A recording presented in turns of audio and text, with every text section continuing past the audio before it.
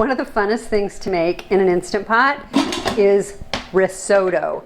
And I never made risotto till I had an Instant Pot, but I tell you, what you can make in your Instant Pot tastes and has the same texture as what you'd order in a really nice restaurant.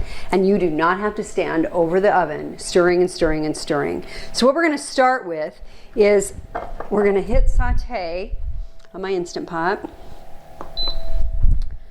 And we're going to heat up 1/4 cup of olive oil.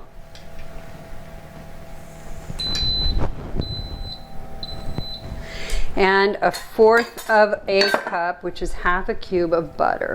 And let me just say, risotto is not exactly, a calorie bargain, but it's so delicious. So if you have it with some nice piece of fish or, skinless chicken breast, enjoy those calories while you're saving somewhere else. So we're gonna let that heat up, and then I'm gonna saute some onions, some mushrooms, with some rosemary, and then I'll cook the rice. So the butter has melted, and I'm gonna throw this is 8 ounces of sliced mushrooms. Just button mushrooms. You could use any kind of mushrooms that you like. I'm gonna cook those for a couple minutes, and then I'm gonna throw in some onions.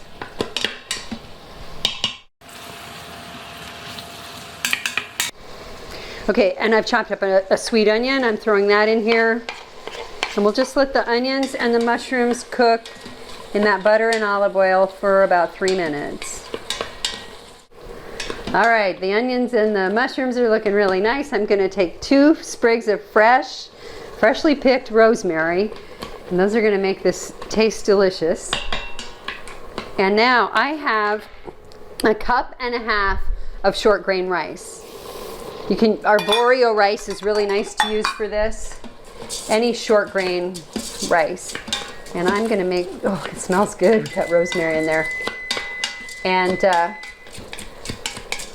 gonna cook this for a couple minutes, and then I'm gonna pour in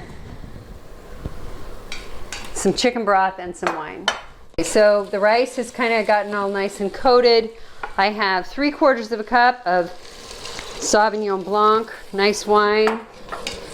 I buy my wines from Naked Wines in California. We order them online, and it's a great company. And then I'm gonna add 4 cups of chicken broth. Okay. And I'm gonna let that saute for about a minute before I put the pressure cooker lid on. One nice thing about risotto is you could add some spinach to this. I'm gonna add some kale that I picked from the garden today. You could add some chard. You can add any spices that you like. You could add some shrimp to this, but we're just gonna cook it with that kale. And now what I'm gonna do is turn this off and put my lid on. Make sure that your rubber sealer there is all hooked on nicely, and make sure that your valve is pointing to sealing, and then pressure cook for 6 minutes. Okay, so the Instant Pot is done cooking for those 6 minutes. We're going to do a quick release on this rice.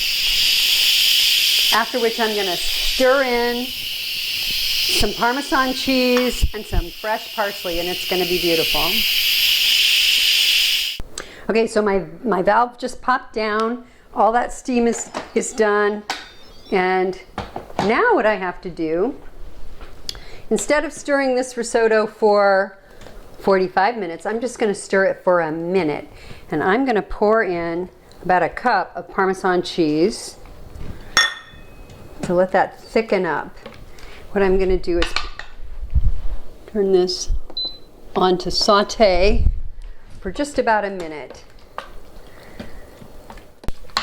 One thing I'm going to do is fish out the rosemary sprigs, which don't have any more rosemary leaves on them.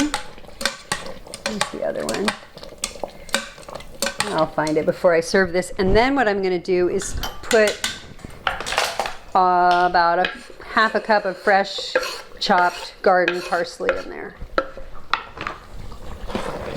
And that is looking really good. Okay, so you just want to have that on saute until it gets kind of thickened up. And now I think it looks really beautiful, and I am gonna serve that. We have our Instant Pot chicken with some oven roasted asparagus. And I am going to put a little bit of extra Parmesan cheese shavings on top of that risotto. And then I just want to take a little bit of this aioli sauce and pour it over the chicken and over the asparagus.